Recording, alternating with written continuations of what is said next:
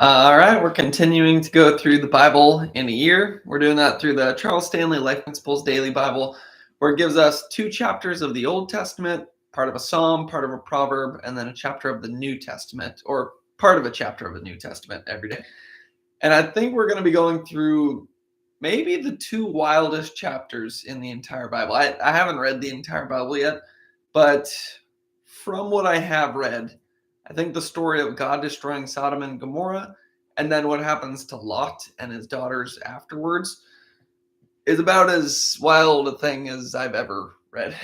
And then I think the Proverbs a good one today. I forget what the psalm is, but the chapter we're reading on Matthew is after the Sermon on the Mount, and then Jesus starts healing people, and some great messages within that as well. But we'll just start off with God rescuing Lot.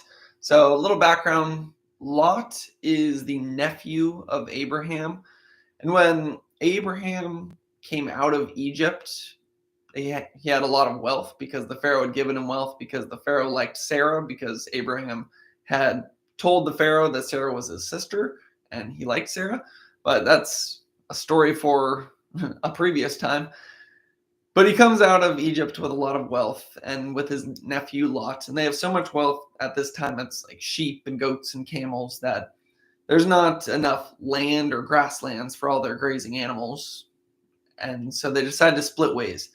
And Abraham, even though he's older, gives Lot the choice of what land to pick.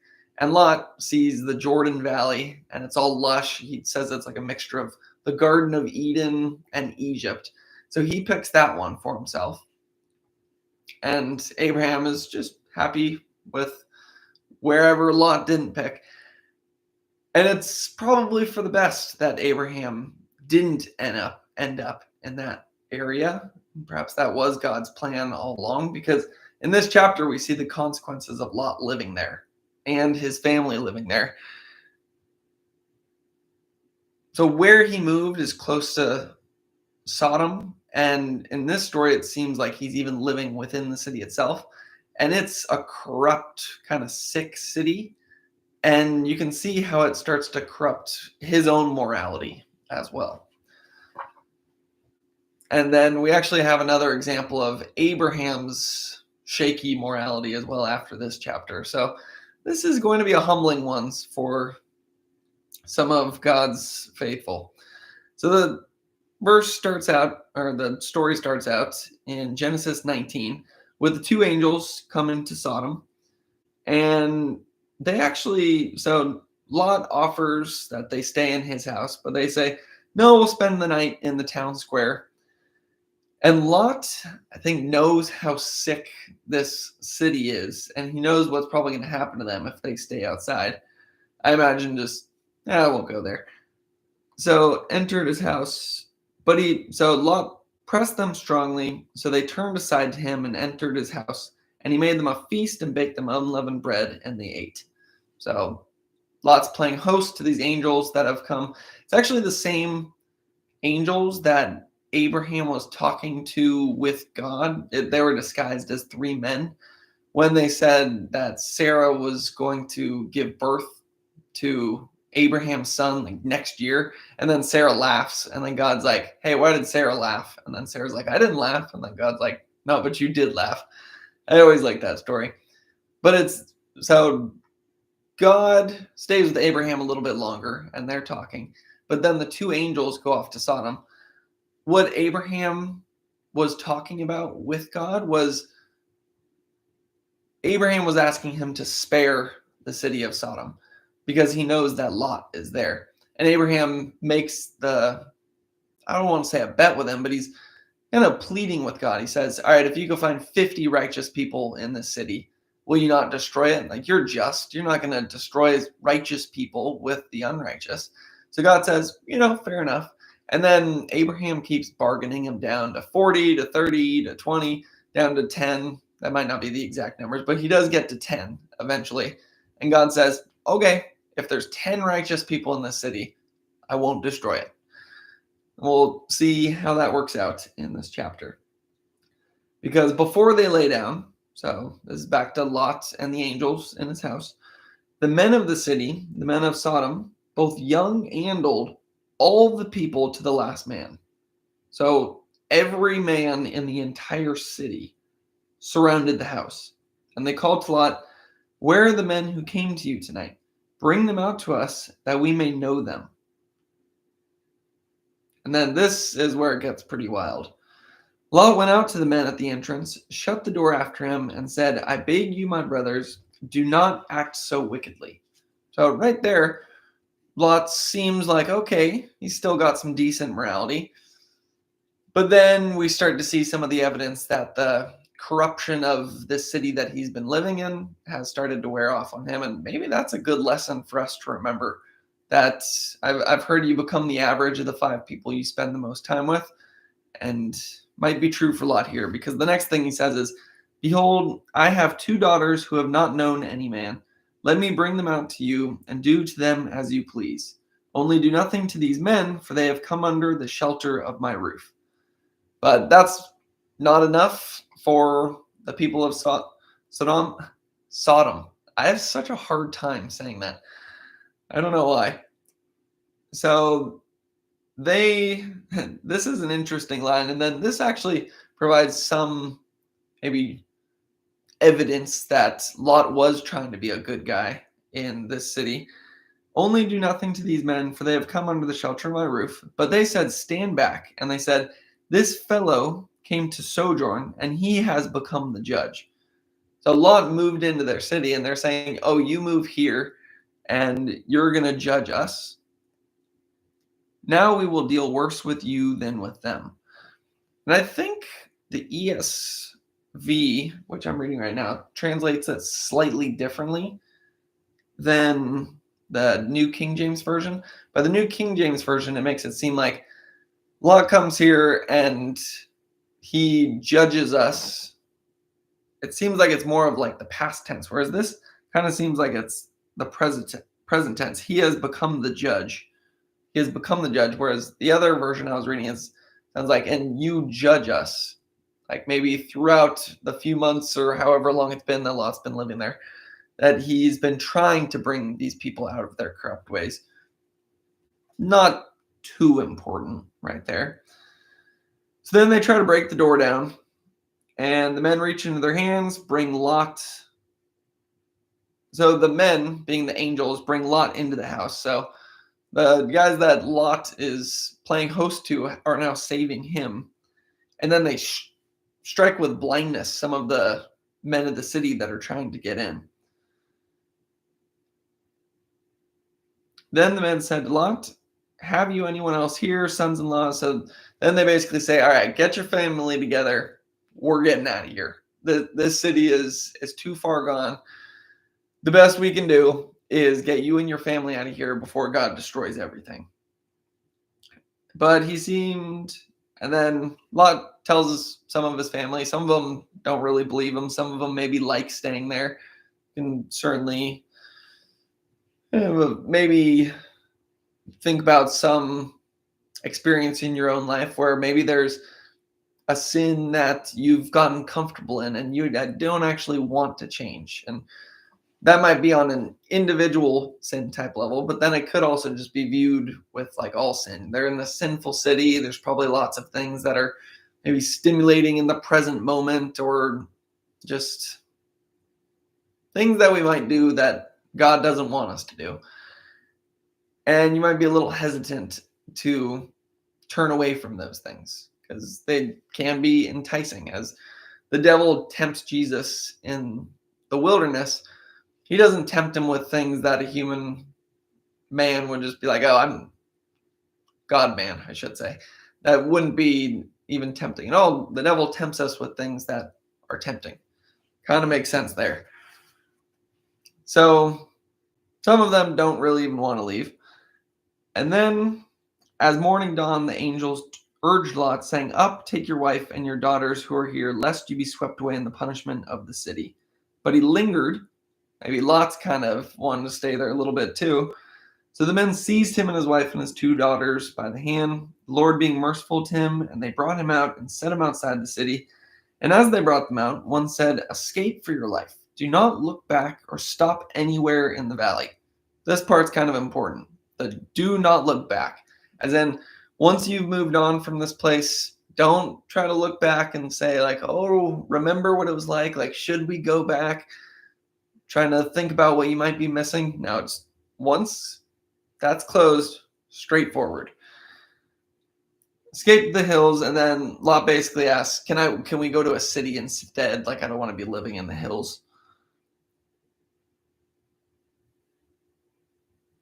And then just seeing how much we can kind of skip through there. So then the angels say he can go to the city called Zor. And then the sun had risen on the earth when Lot came to Zor. I'm wondering if I skipped an important part here. No, it is the next one. All right, so sun had risen on the earth when Lot came to Zor. Then the Lord rained on Sodom and Gomorrah sulfur and fire from the Lord out of heaven. And he overthrew those cities and all the valley and all the inhabitants of the cities and what grew on the ground. But Lot's wife behind him looked back, and she became a pillar of salt. So Lot's wife looks back at the city and becomes a pillar of salt. I don't actually know what the significance of a pillar of salt is. But yeah, so Lot's wife dies. And then, long story short,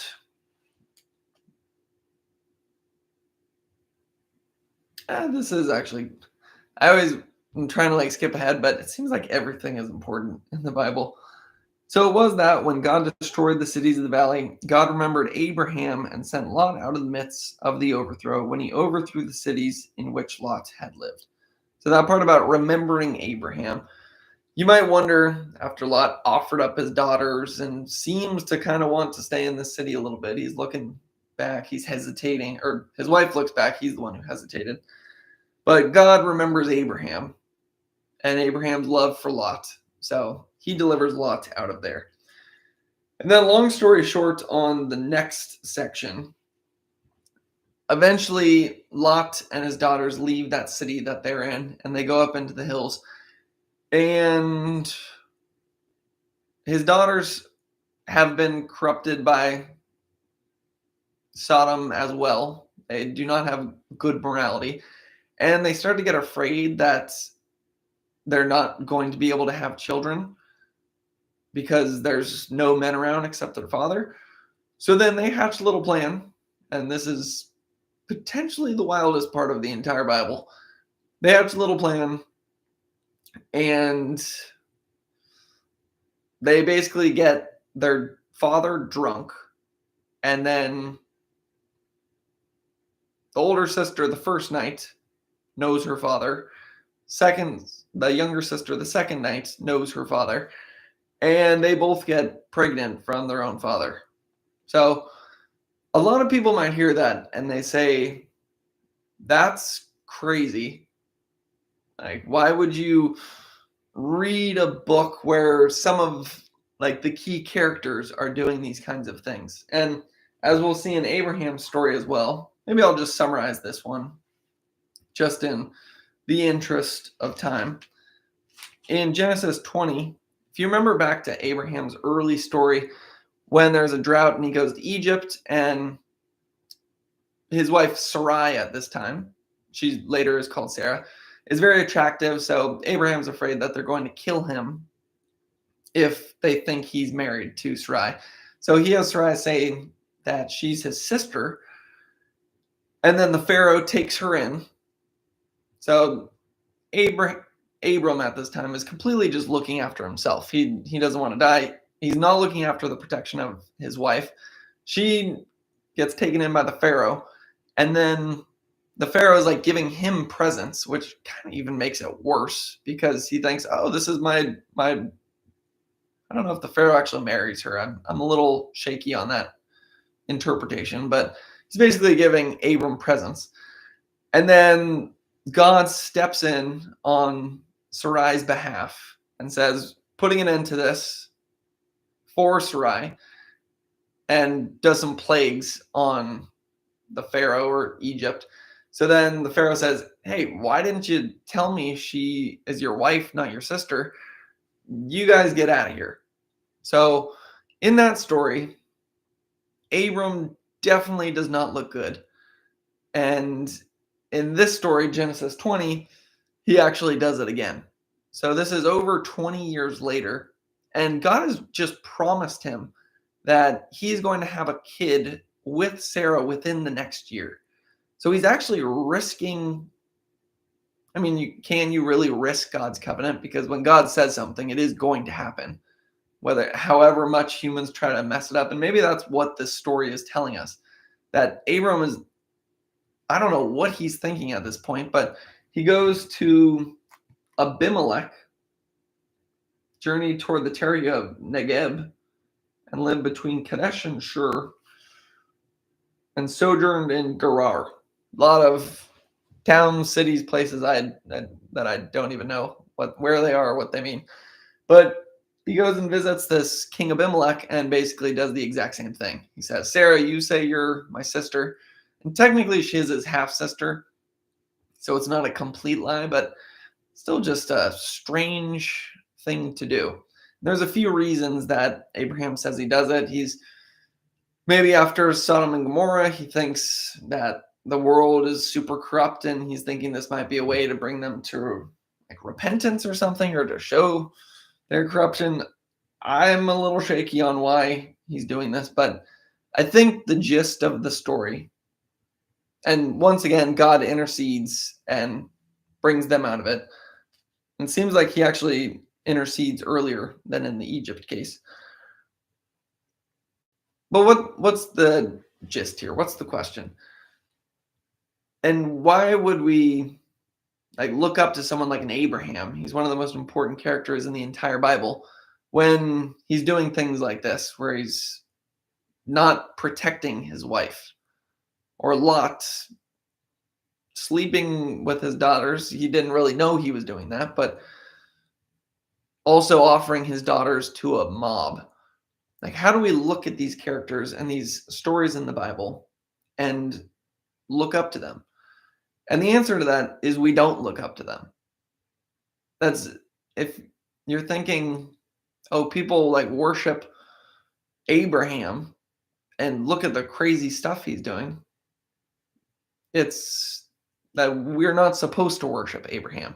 This is showing that he is not the heir that God promised would come through Eve. If you remember all the way back to the beginning, close to the beginning of the Bible, where Eve and Adam and Eve sin, but then God tells Eve, like, from one of your heirs is going to crush sin. It's going to like crush the head of the serpent, and then the serpent's going to bruise his heel. But it's basically going to right this wrong that's been done. So throughout the Old Testament, as new characters come up, you might be thinking, oh, this is in Eve's line. Like, is this the guy who's going to crush sin? And it's stories like these that tell us Abraham's not that guy. It's telling us Abraham's trying to be that guy. There are parts of this where he has altars, he's worshiping God, he's walking with the Lord, he seems to be trying, but then he falls back in different sins and messes up.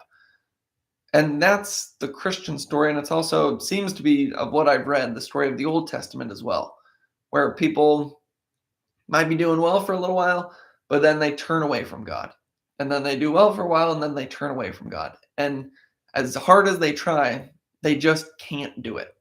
And I think many people can relate to that. I know I could certainly relate to that in the decade leading up to me becoming a Christian. I tried as hard as I possibly could to be perfect, eliminate every bad habit that I could. And it seemed like every time I eliminated a bad habit, a new one would just pop up. And in that case, I wasn't doing it for God. I was basically creating my own rules and then breaking my own rules, which is interesting. But no matter how hard I tried, no matter how many personal development books I read, no matter how many long walks I went on where I said, this is the time where everything's going to change, writing down this date because this is the point where it stops, didn't matter. I would always just fall back. And throughout this life, we do still always fall back. We're not going to be perfect and sinless until after we die, and there's glorification, as it's called. However, after that, after that conversion, after God puts a new spirit within you, it is very different. Seems like before it was absolutely exhausting because I was kind of trying to do it on my own, and there was no grace or forgiveness. It was only me just being very harsh on myself. Whereas once you come to Jesus, it's very different. And you actually have a much larger ability to resist those temptations. And that sanctification process really starts to pick up some steam because you're not just doing it for yourself anymore, but now you're doing it for God. And that fills a part of you that you're maybe trying to fill up with a lot of those sins in the past. And a lot of sin is trying to fill yourself up, but it's really just reading the Bible and praying to God and trying to have a relationship with God that fills that void that you might be trying to fill with all these other things. And I've found that in my Christian walk as well, that as long as I'm focused on God, I seem to not really even be interested in doing those things that I don't think I should be doing, or God tells me I shouldn't be doing. That's the better way to look at it. And it's really only when I start to turn away from God again that I fall into those things. But then, luckily, I feel the consequences of my action that causes me to repent and turn back to God. And there's that cycle that takes place. And as you do this cycle over and over again, you fall off the path less and you turn back to God more, and you learn to trust in God more, and you learn to take enjoyment in spending time in the Word more. Although I would say right when I got converted, reading the Bible is completely different to me, where before it meant nothing. And then immediately after my conversion, I would read it and then verses would stand out to me. People say that's the Holy Spirit highlighting things for you. And that's pretty cool how that works. And it seems to be that the more you do it, the more it happens. But what's the gist of it? We're not supposed to worship Lot. We're not supposed to worship Abraham. They're sinners. It's stories like this that remind us that they're not the one we're supposed to be looking up to. They're the ones that remind us that we can't do it and that we need Jesus. I don't know any better way to say that. So now let's get into the psalm. It says, "O Lord," so we're in Psalm 6, 1-5. It says, "O Lord, do not rebuke me in your anger, nor chasten me in your hot displeasure. Have mercy on me, O Lord, for I am weak. O Lord, heal me, for my bones are troubled. My soul also is greatly troubled. But you, O Lord, how long? Return, O Lord, deliver me. O save me for your mercy's sake. For in death there is no remembrance of you. In the grave, who will give you thanks?" So I think I remembered why at the beginning of this video I said I didn't remember the psalm. Nothing really stands out to me too much there except for the "have mercy on me, O Lord, for I am weak. O Lord, heal me, for my bones are troubled." That's actually pretty great. Reminds me, there's some verse that's like, he heals all their bones, not one of them is broken. And have mercy on me, Lord, for I am weak. Heal me. Keep in mind that heal me, that seems to be something that's very important in what we're going to be reading about in Matthew later. And then in Proverbs 3, 1-4, so this is leading into what might be the most famous section of Proverbs, which is Proverbs 3, 5-8. This one, 1-4, "My son, do not forget my law, but let your heart keep my commandments. For length of days and long life and peace they will add to you. Let not mercy and truth forsake you. Bind them around your neck, write them on the tablet of your heart, and so find favor and high esteem in the sight of God and man."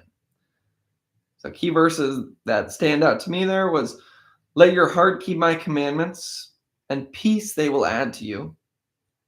And let not mercy and truth forsake you. Write them on the tablet of your heart, and so find favor and high esteem in the sight of God and man." So that write them on the tablet of your heart. And he's talking about mercy and truth and commandments or commands. I think it ties into a lot of what we've been talking about recently about what matters most is the heart. It's not whether you do this good deed or you do this. Maybe it is about if you do bad deeds, regardless. Maybe it's more just looking at those good deeds. You can think there's some good deeds, but then can be actually split in two where some of those good deeds actually come from a good place and a good heart. And then some of those good deeds, might actually just come from selfishness or your own personal ambition or pride. And it's very similar to Cain and Abel at the beginning of Genesis, where they both offer sacrifices to God. You say, oh, sacrifice to God. That's a good deed kind of externally. But what's going on internally? And internally, Abel had faith and his heart was in his sacrifice. Cain's, from what I've been reading, seems like his wasn't. And God rejects the sacrifice. Yeah, it's really about where the heart is. And you want to just try to take God's word, it seems like what this is saying, and write it on your heart. I think the best way to do that is just to spend as much time in it as possible. Just find a good verse, try to chew on it, read some chapters, try to actually understand what it's saying to you. Sometimes easier said than done. All right, and now let's get into Matthew for today. So this is, again, after Sermon on the Mount. Jesus comes down, and great crowds followed him. And behold, a leper came to him and knelt before him, saying, Lord, if you will, you can make me clean. So right there, leper comes down, and this is terrible disease. They're covered in skin lesions or scabs or rashes, all sorts of stuff. Seems to be the gist of what it is. And they were like shunned by society because if they even touch somebody, then that person could get it. And then they would be basically isolated to only live with other lepers. And there's not really anybody who could cure you at this time, it seemed like. You were just cast off. But this guy says, Lord, if you will, you can make me clean. So notice the faith that's in that statement right there. He's not even questioning whether Jesus has the power to heal him. He's saying, you can make me clean. What he's questioning is if it's in Jesus' will. He says, if you will, you can make me clean. And it's very similar to the story I point back to all the time because it's my favorite story in the Bible of Jesus in the Garden of Gethsemane knows what's coming, which would be the crucifixion, and taking on the sins of the world. Can't even imagine what that would feel like. And all the consequences of the sins of the world as well. He has to pay all the debts. Can't imagine what that would feel like. And when he's praying in the Garden of Gethsemane, it's basically saying, like, God, is there any other way? But not my will, let your will be done. So that sometimes happens where you pray to God for something and it doesn't happen, but it's because it's not God's will. And he has another plan for you. And maybe you're asking for something for the wrong reasons, and maybe God just has a bigger plan that you're not able to really see right now. So this guy asks a great question. He says, it's not exactly a question, saying, if you will, you can make me clean. And Jesus stretched out his hand and touched him, saying, I will, be clean. And immediately his leprosy was cleansed. So I love how, first off, Jesus reaches out his hand and touches him, showing that he's not afraid to touch this person. I'd imagine at that point he touches him and everyone just gasps around him. And then he says, I will, as in just so short. He's saying, I will do this. It's going to happen. Be clean. And immediately his leprosy was cleansed. And it reminds me of, I think it's Ezekiel 36. God's talking about how what I'm about to do is not for your sake, but for my great name. But I'm going to take your heart of stone and I'm going to put in a heart of flesh. I'm going to put a new spirit within you. And then it ends by him saying, I am the Lord, I have spoken, and I will do it. And that just hit me like a truck when I read that. Actually, not so much hit me like a truck, it's more like a dam had been built up and then it just broke. It was very similar reading that to when I felt the Holy Spirit first come into me in November of, I believe, 2023. Similar story to a slightly lesser degree, but probably still the second most intense experience I've ever had in my life was reading Ezekiel 36, where it says, I am the Lord, I have spoken, and I will do it. And it almost just felt like in that moment, I was just healed. And I've heard a lot of stories from people who say things like that, where it's just the authority that it's spoken with, that there's no question about it. I'm the Lord, I have spoken, I will do it. And right here again, he's saying, I will be clean. Like, there's no question about it. It's over. A lot of times, I think what holds us back is our lack of faith and thinking like, oh, did I get through this? Like, have I actually overcome like this sin or this thing that's been plaguing me with? Is it actually behind me? There's that kind of questioning that might take place and then it pops back up again. But this is just like clean sweep, it's done. So then another famous story here. We'll read this one. When he had entered Capernaum, it's kind of the place where Jesus sets up his base camp for his when he's ministering to, I believe it's Galilee. A centurion came forward to him, and a centurion is a Roman soldier who would have 100 men underneath him. And in a small town like Capernaum, you might be like one of the top Roman guys in this entire establishment or area. So a centurion came forward to him, appealing to him, Lord, my servant is lying paralyzed at home, suffering terribly. And he said to him, I will come and heal him. So the centurion says, servant's paralyzed. And Jesus, right again, just says, I will come and heal him. No questions asked. Let's go do it.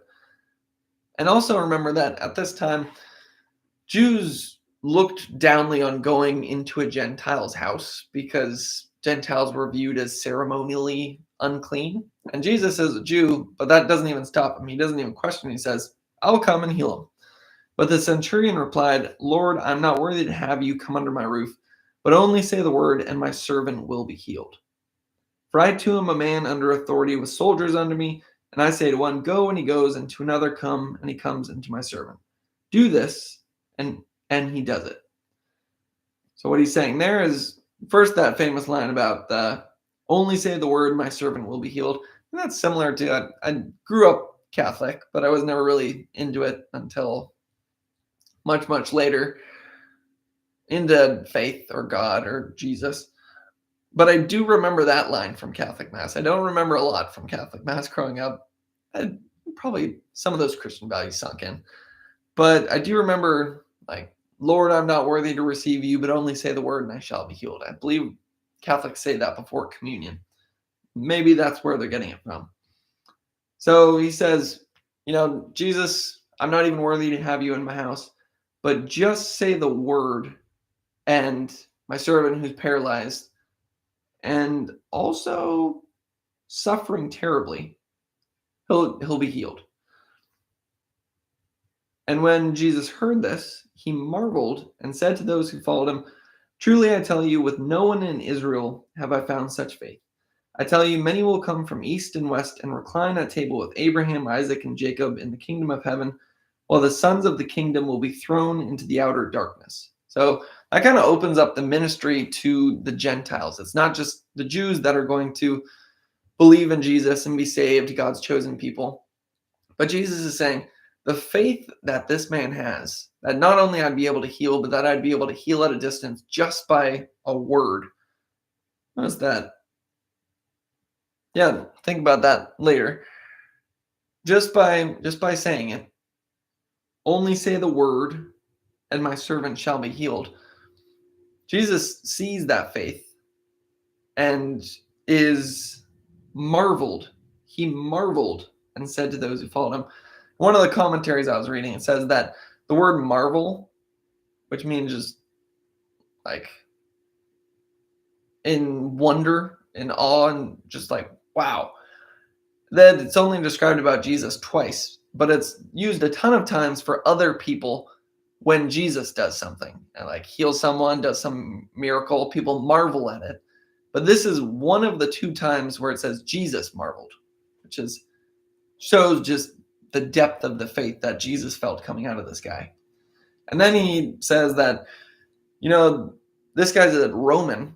A lot of the Jews at this time thought that the Messiah was going to come to basically overthrow the Romans, have an insurrection, and be the Messiah on a war horse, leading them into battle to conquer their enemies.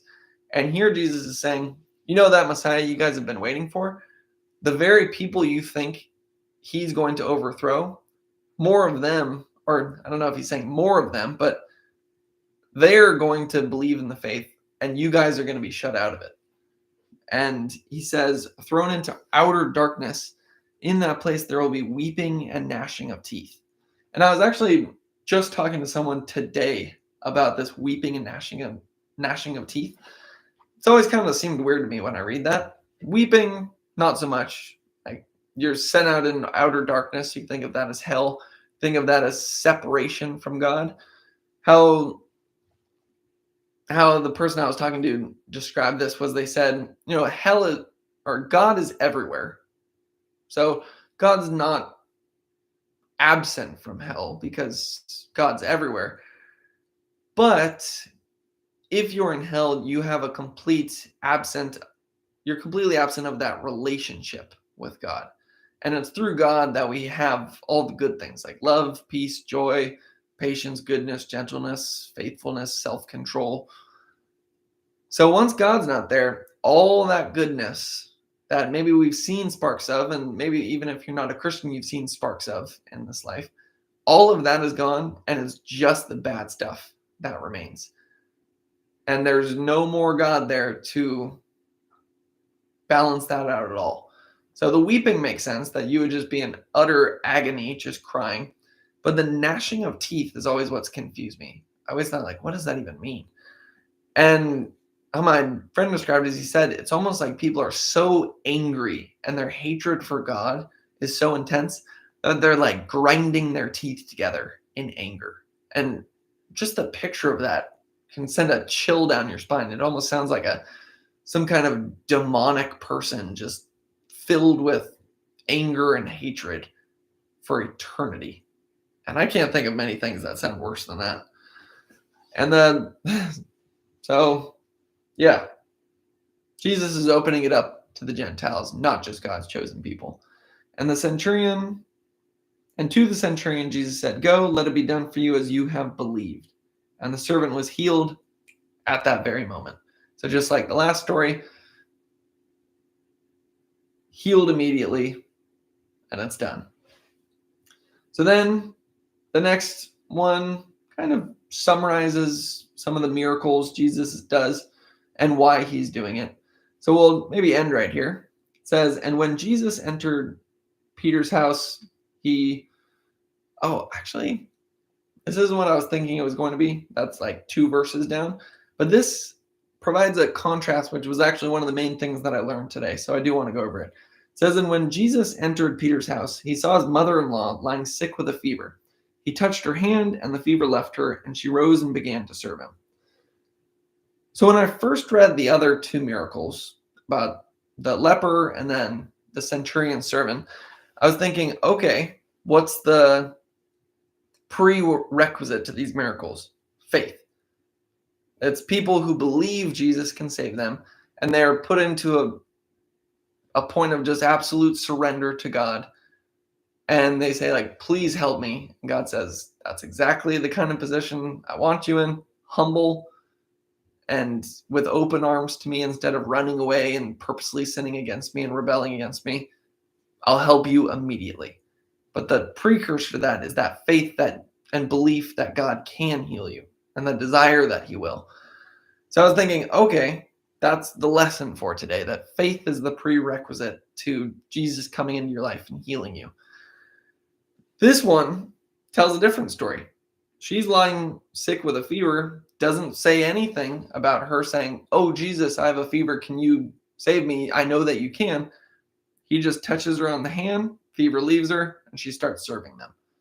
So, in that one, it doesn't actually say that belief was the prerequisite to that healing. And I think that's very interesting. I don't really know what that means, but probably something I'll dive into later and ask some of my more knowledgeable friends about. This is where it sums up a lot of the miracles that he does and why he's doing them. That evening they brought to him many who were oppressed by demons, and he cast out the spirits with a word, and healed all who were sick. So it seems like the previous ones were more physical, like leprosy, paralysis, fever. Now it seems like it's getting more into the spiritual, people possessed by demons. And then Jesus casts out the spirits, and with what? With a word, and healed all who were sick. So just like me having that experience where I'm reading Ezekiel 36 and I felt like I'd been healed. That was while I was reading the Bible.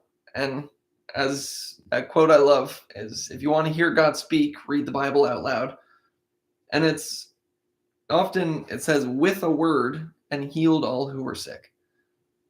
So we still have access to that word, and we can take that for granted.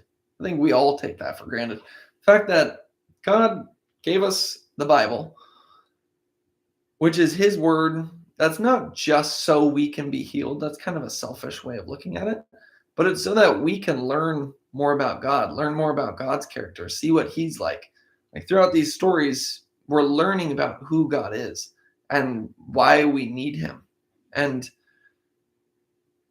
I'll admit, I don't even truly understand that. And if I did understand that, I would just want to do nothing but read the Bible all day, every day. And maybe I'm kind of getting there, but I definitely don't appreciate God as much as I should. And then it goes on to why he's healing people. It says, this was to fulfill what was spoken by the prophet Isaiah. He took our illnesses and bore our diseases. So this is, again, Matthew writing to a Jewish audience. So it's important when you're reading scripture to remember what was the audience it was intended for, and that provides some context. And Matthew often does point back to Jesus fulfilling prophecy, basically showing all the boxes Jesus is checking that, hey, you know that Messiah you guys have been waiting for so long? This is him. Like, Jesus is the guy. And believe in him, or it's weeping and gnashing of teeth for you. And when we see a lot of the people throughout the Old Testament, like Lot or Abraham or Adam or Eve, or all these, or even Noah, got drunk and fell asleep naked at one point. All these people that that just show us that we can't do it on our own. In fact, we can't even do it. And we need Jesus to do it for us. And again, that's a complex idea that I don't totally understand, but that's why I'm reading this, to try to better understand it. And I'll be reading it again tomorrow. Thanks for watching.